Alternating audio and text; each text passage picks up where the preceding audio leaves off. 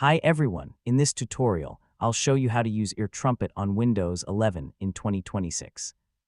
EarTrumpet is a free audio control application that lets you manage app volumes, switch audio devices, and access sound settings more easily than the default Windows controls. Let's get started.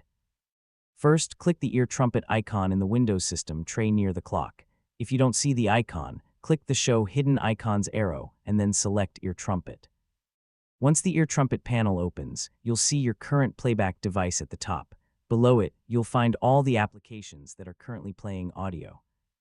To change an app's volume, simply drag the volume slider left to lower the volume or right to increase it. Each application has its own separate volume control. If you want to mute an application, click the speaker icon next to its volume slider. Click it again to unmute the sound. If your computer has more than one audio output device, click the device name at the top of the EarTrumpet window and choose another playback device from the list. Windows will immediately switch the audio output. To access more sound options, right-click the EarTrumpet icon in the system tray. From there, you can quickly open sound settings, volume mixer, or other available audio options.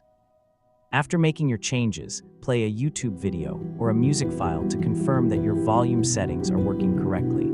That's how to use EarTrumpet on Windows 11 in 2026. EarTrumpet makes it easy to control app volume, manage playback devices, and access Windows sound settings from one convenient place. Thanks for watching, and I'll see you in the next tutorial.